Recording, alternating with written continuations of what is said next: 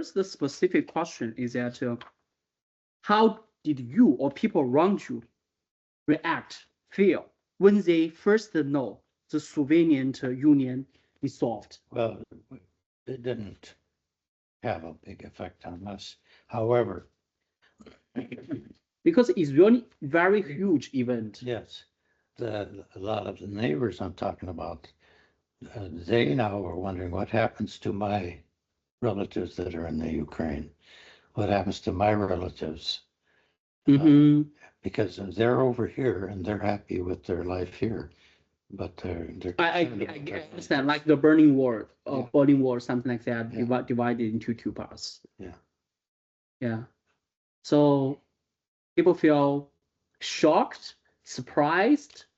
I was surprised, yeah, and that we didn't do it. The Gorbachev or whatever, he just decided. Yeah, I know that's because I guess that maybe at that time everyone thinks that such Cold War will keep lasting. Maybe you may think that it will last for your whole life. Maybe. Yeah, I'm sure that's probably the way people thought. And between Reagan and Gorbachev, it ended. And like Nathan watched films of the wall coming down. There was literally a wall. Cold War. It's a film. No, I watched it live, a live broadcast of the tearing the wall down. Oh, We stayed up late to watch it because that was an enormous thing. Yeah, it's that thing is marked in the history book. When I travel, when I travel to Germany, I went to that wall because they still keep a little bit of that wall, and I watched there are a lot of painting on the wall, and that night it's raining at maybe 6 p.m. something like that, and I took the umbrella and walked along the wall. Right. It's just like you walk into the history. Yeah. And all my knowledge about the Cold War, about that time came back. That's a milestone or momentary time. How you feel, Nathan? Oh, when the wall came down? Yeah. Well, because it was my whole life. All I could remember, the Soviet Union was our enemy. Because when you are born, the Cold War already started. So all of a sudden, it's like a dream, I guess. Well, and I mean, on a different level, I had been praying with a group of guys at school for the pastors in the Soviet Union that had been in prison for decades because they preached Christ, and a lot of them were released when that happened. So we hadn't been praying for something that big to happen, but we had been praying that God would do something to get those pastors out of prison. And so that there was that joy to it, realizing that a lot of guys that have been doing God's work and have been suffering for years and years and years in prison, we're suddenly free to do God's work again. You know, my daughter Lisa and Jeff. Yeah. They ended up going over when the wall fell. Now they could send Christian material into those countries. And so they went over, and that was what they did. And Jeff, because he's great on computers, he helped Christian organizations, network their computers and do things. But prior to that, Jeff's parents were over there when the Iron Curtain was there. And they smuggled material into these countries. And there were, like Eastern Europe was so good at their security, they couldn't smuggle things in. Yeah. But they could go into Eastern. So they memorized the material and then went in and spoke it to the people. So it's the big wall coming down was a big thing. Yeah, I can imagine. It's something reshape how the world looks like. Mhm. Okay, and let's continue. The second question is, yeah. So, do you notice any immediate change in your daily life, or is some later some change happened because the whole world changed, right? Soviet Union doesn't exist. No, I don't recall that. You don't see some big change, some change in your life. I think it's here. Yeah. Oh, Not too much change. But think about it. It's just like in real life. You have some big concern. You have some big worries. But now suddenly, the concern, the worries don't exist anymore. Won't you change something may change, I guess? no, I can understand what some people would, but I don't go to that. Interesting. Because my day-to-day life was already. You are 60, Yeah. around 60 at that time. Yeah, your life. Have you retired at that time? Retired. Right. I mean, when that happened, have you retired or you still? Oh, I was retired from military, but I was working for Boeing. Yeah, have you retired for Boeing at that time? No. Not yet. When did I retire from Boeing? 1992. Oh, 1992, the next year. Yeah. Almost there, right? Well, okay, got you. And the third question is that, okay, the whole world changed, right, at that point. Did you see some new opportunities or some like a culture change, educational, business? Because the whole world, like economy, going to another blooming after that, right? And a lot of things happened. Similar to China, China also changed a lot in the past 30 years. So have you noticed that those new things happening in America? Yes, I didn't think about that much about. I worked for Boeing, and I went on a trip that covered all those countries. Oh, you have traveled to Europe. I've traveled through Europe After five times.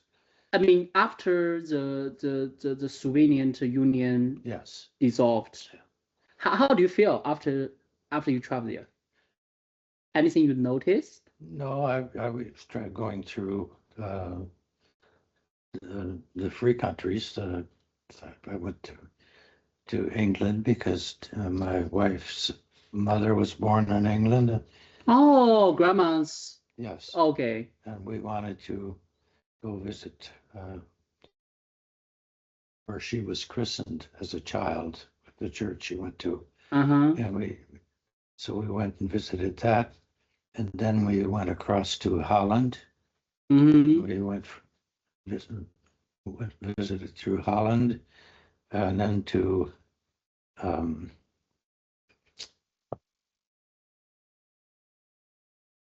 Haarlem, the town of Haarlem. And we walked all over that, and then we got on the Eurail train, where you can just get on and off. We would travel all the way down through Europe. Have you traveled the eastern part of Europe at that time? Eastern part? No. I haven't. My daughter has been to. Lisa, huh? Lisa has been to, not to Russia, but she's been to Romania. And Okay. there. Gotcha. And Jake has been to Romania. He goes there every couple of years. Oh, Jake? Yeah, he teaches classes there. Oh. I think going back He's going next month. Yeah. Oh, interesting. He teaches preachers. I mean, he's teaching people that are going to be teaching. Oh, that's interesting. He teach, okay, got you. He teach teachers. So anyway, we went down to there, but then one time Boeing decided that they wanted to sell 767s. 767s. Oh, yeah, yeah. To Pakistan. Uh-huh. So we flew from Seattle to New York City. Uh-huh. And then we had to go into New York to get some visas that they hadn't sent us. And then we flew to over the poles through England, Germany, to Karachi, Pakistan. Mm-hmm. And we spent about a week there. Then we went to Bangkok, Thailand. Mm-hmm. And then we went to Hong Kong. Mm-hmm. And then we flew from Hong Kong home. Okay. And we didn't turn around. We just kept on going. Okay. So we went all the way around, came back over. Almost the travel around the It world. is. Well, more than that. It was like 32,000 miles because we went up, over, and down. You pay by all over. yourself? You pay for yourself for that trip, or Boeing pay for that? Oh no, we didn't pay for that. Oh, you pay for it. Not Boeing paid. Oh, that's great. It's always great to have a business travel. Yeah. It's out of our topic, but I'm curious about how it looks like for Hong Kong at that time. I have no idea. Hong Kong was still English, wasn't it then? Yeah, at that time it's still controlled by UK. Yeah. Well, I didn't spend a whole lot of time there, but Several days. That's always where you go when you want to buy a camera or something, you know. Oh, It was, mechanics. Yeah. And anyway, we went there and then to Bangkok, Thailand. The same. We did spend much time, but Mhm. and then home. Yeah, because in the past 30 years, right, from 1991 Mhm. till now, over 30 years, the whole world changed a lot, right? Both the politics, economy, yeah. technology. Yeah. So that's why I ask this question. You know something changed, and even I think that how American feels about American, this country, right? May also a lot of ideas may change, right? Oh yeah. Yeah. Well, I don't know, but yeah, I would expect. Yeah. But you are not a typical. Yeah. You are not a typical people, right? Maybe Yeah. others are talk about it, but maybe you are not a person who will join such discussion, I guess. One of the problems that we have is the different countries manipulating what money is worth. Hmm. Yeah, so the dollar used to be the world's standard. Now it's also the standard currency. Yeah, but its value is Well, inflation. yeah. Well, more than that. The different countries, for instance, Brazil, where they are, Uh-huh. the dollar is still worth the dollar, but to them, it's changed amazingly. Oh yeah, I- you're right. The currency Yeah. with foreign currency. Yeah. The ratio. When we went to Brazil the first time was in it was the year, I think the year I retired, so it'd be in the 1990s. I got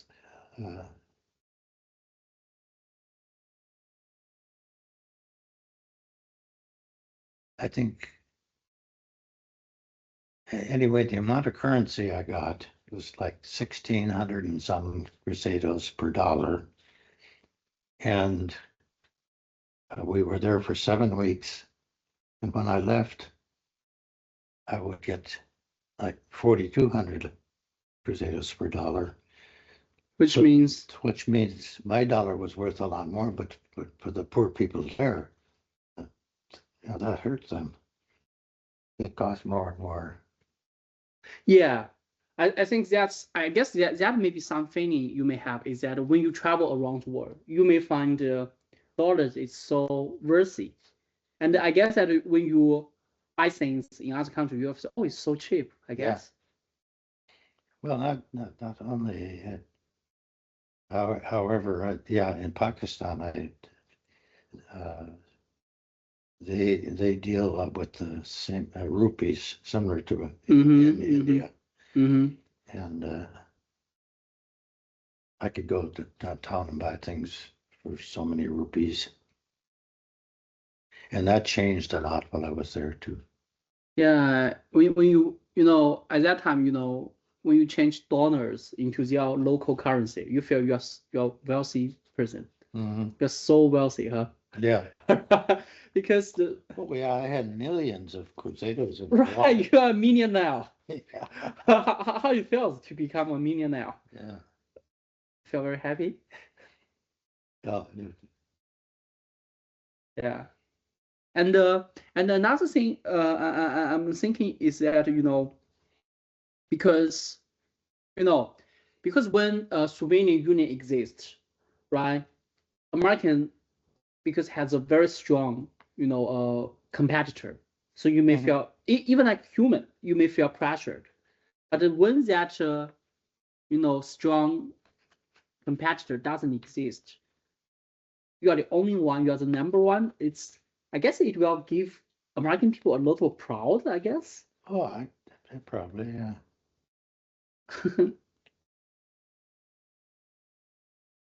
Yeah, I guess that it may, because I feel that I'm curious about how you feels to become American, or how you feel. You say, okay, my country is the most powerful country. Well, that's that, but that didn't do much for me. I think in that.